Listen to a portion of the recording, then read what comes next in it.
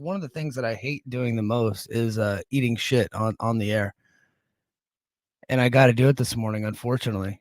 And I look, I'm not going to say I'm wrong right now because I don't really feel like we're there yet. But boy, am I not looking good right now.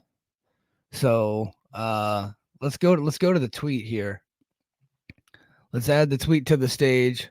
So I said this was, I think, yesterday or the day before. I can't remember.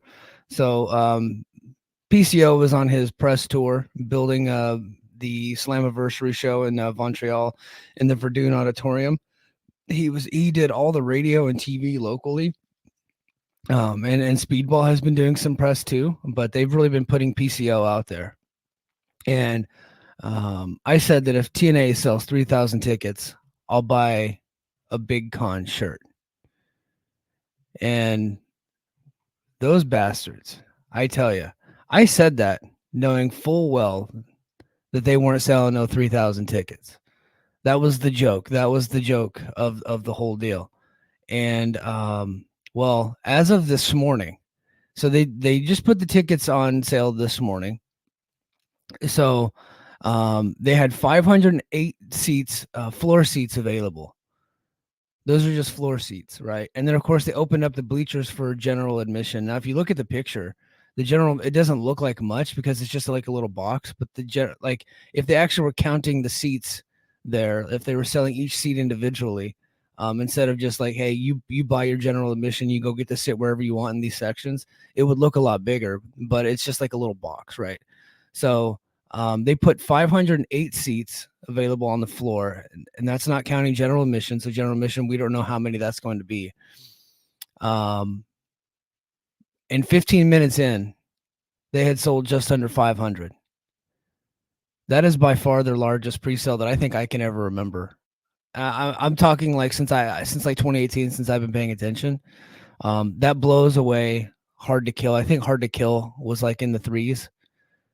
And Hard to Kill was very much like Las Vegas is like a walk up town, so that's they sold a little over 300 tickets, and they by the end of it they were like at 1,600. So that's really good for them. So we're looking at so far, if the trajectory stays the same, and the only number that we have is like right under 500. I think somebody said probably close, a little under 500, like over 470, something like that, within 15 minutes. We're probably looking at this thing blown away, Hard to Kill. And Hard to Kill was the largest gate and the largest number of tickets that they had sold, since Anthem had bought the company, right? Obviously, it's not going to touch some of the old TNA shows that they had done, some old Bound for Glories where they did a few thousand. And then, of course, they did all those shows in the UK that I think even one of them was like 8,000 or something like that. They and I know Lockdown one year did like 6,500, something like that. So of course I'm going off top of my head, so I'm sure somebody's gonna have all the stats in front of them and they're gonna correct me. But yeah, it looks awesome, man. And I gotta say, I was pretty excited about it, and then I realized, shit, I might have to buy a Big Kon t-shirt. Hold on, swig of coffee for Big Kon.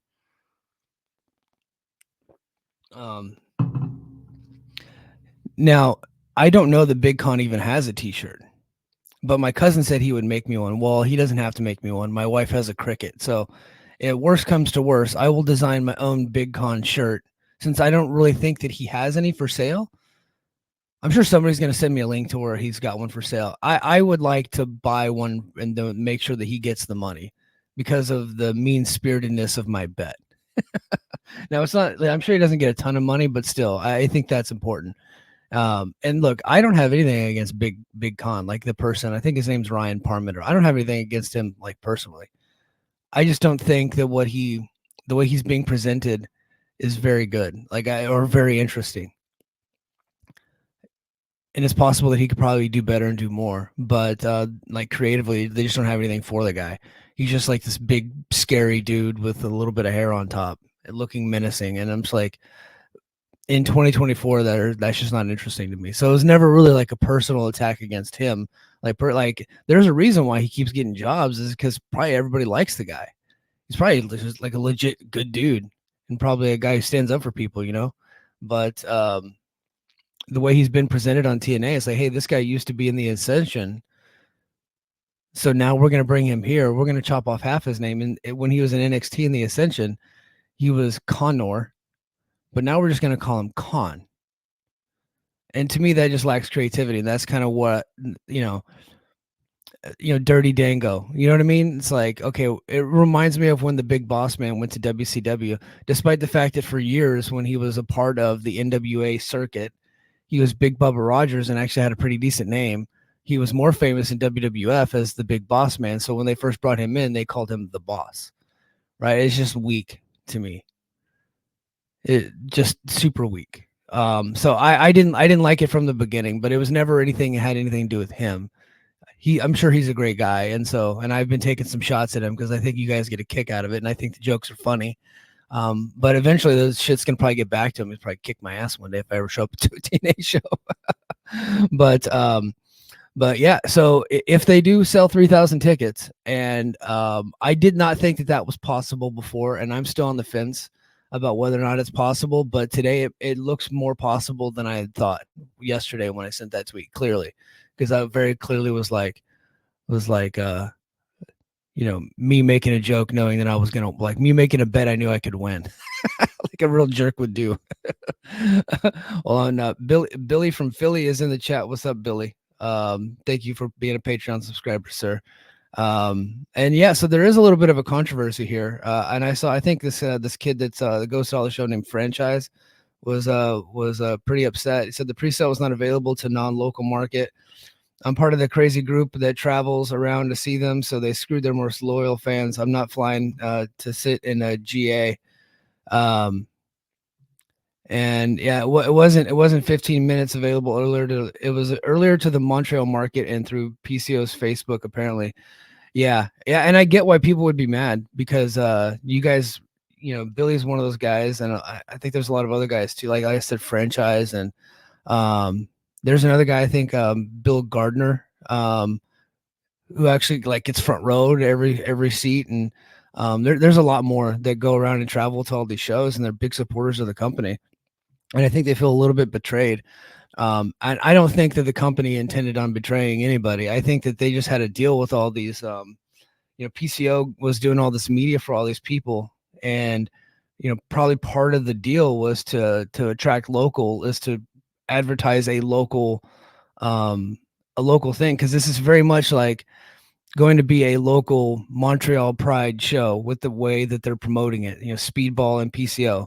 So obviously it sucks for the people that like to travel in for those shows, but from what I'm hearing, and I've never been to the Verdun Auditorium, but I did speak with somebody that's been to that auditorium for wrestling, and there's not like a bad seat in the house. So even if you're not that close, you have to go a little bit further away. You're still going to get to have a really good experience. But I understand why some of the folks that like to be front row to all these things would not travel in for that. But I think this is going to be a hell of a deal. And this was exactly what I was saying that they should be doing. And I'm not taking any credit for it because they probably already knew that.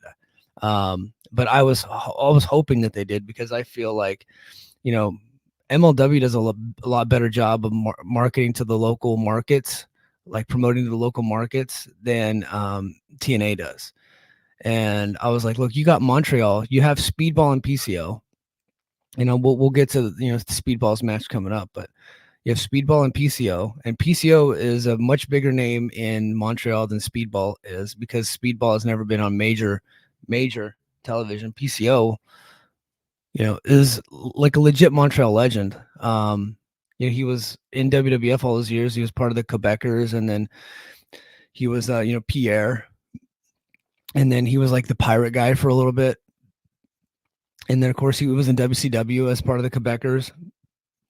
And then he was in TNA, like when TNA was hot, like in the early stages. And then, of course, he has been a part of that market forever and doing a lot of indies. And so he's a guy that they could really get behind and promote to. And then, of course, you got Speedball, who, while being popular in that market, has only been on independent shows in the market. He's never really been in a major show in that market. This is going to be the biggest show for the market that he's ever been a part of. And I've been saying it since they announced Montreal. It should be Ali and Speedball in the main event, not like middle of the like they should headline the show locally. Like that should be the locally most promoted match. With Speedball chasing Ali, because I think Ali will be a really good heel. In fact, I think he should go like pro-American heel in Montreal, and I think that would work. I think the heat would be off the charts there, because that's kind of part of what his gimmick is. He's like an American politician, like a slimy American politician, and I think that would get a ton of heat in Montreal. I think that's the way to go. But I think that they should promote that as the main event. I hope they give PCO a really big match. Last week I suggested maybe Bully Ray. That's probably not going to happen, although I could be wrong. That was just Mike. That was just me, spitballing, talking off my head, filling time on the podcast. But I think that they really should give him a top heel to work with. Not a title match or anything like that. He shouldn't go for the world title. I think that match is secure, and we'll get into that in a little bit. But he really should get a top star, even if they have to bring somebody in. But they also should bring in Rick Martel, who's now doing like autograph shows and stuff. If they announce and advertise Rick Martel, who is one of the top, Montreal stars ever making on American television. Obviously, Edward Compartier and Andre the Giant would be like the biggest, and then Jacques Rougeau, and I think they should bring in Jacques Rougeau too, who's doing stuff like locally, and he comes to all the autograph shows in the States. Like, he's still around, and the last, he could sell out venues to this day. He didn't have to wrestle, but if you advertise him, it's like, hey, if you buy your ticket here on like before the show or after the show, we do meet and greets with Rick Martel, Jacques Rougeau, PCO, Speedball, and then they get some other Montreal legends. Like that's how you penetrate a local market. That's how you advertise to a local market. You bring in the people that they really want to see, that they know and love, right? And then you bring them on the show, and like, Montreal legends or whatever. And I came up with this idea for like an Atlanta taping that they were doing. I was like, you should bring in like local WCW legends and do meet and greets and all that stuff, and they can sell their gimmicks before the show, and then you bring them on the show. Legends of Center Stage. That was my idea that I had a couple years ago whenever they're about to debut in Center Stage. Same idea applies here. I think that's a smart way to do it. I think you can sell a lot of tickets that way. And then it'd be a hot crowd. And especially like say you have Rick Martel walking Speedball out to the ring, which would be an amazing visual for me, because I'm just a big fan of Martel. Not only his AWA champion, former WWF tag team champion with Strikeforce and Tito Santana, and of course he had the model gimmick. But I really liked his run in like 1998 in WCW when he was a television champion. Guy was tremendous, right? But he's like a legit Montreal legend, and so he comes out with Speedball. If you get Mustafa Ali getting heat on that guy, that would be awesome. And then of course the PCO wrestles a match, and if they do a tag team match, like if they bring back Jacques to actually wrestle, it doesn't have to be good. You just do like a 6-man tag. You got PCO, Jacques, and somebody else, against 3 shit heels in a street fight. Like, that could work. I think that would get a ton of heat. Like, and I think you would sell a lot of tickets that way. So yeah, look, man, about 500, mostly done in the pre-sale, like the top secret pre-sale. That's tremendous business for Impact, for TNA. That's one of the best ones I've ever seen them do. And it's good for them. It sucks for me because I'm probably going to end up buying a Big Kon t-shirt. Or if I can't buy one, because one might not exist, I might end up having to make a t-shirt that says Big Kon on it. And during my Slammiversary recap show live on YouTube, I'll be wearing a stupid Big Kon t-shirt. Oh man. But hey, look, that's what happens when you play with fire. Sometimes you get burned, and I deserve this torture. I deserve this pain.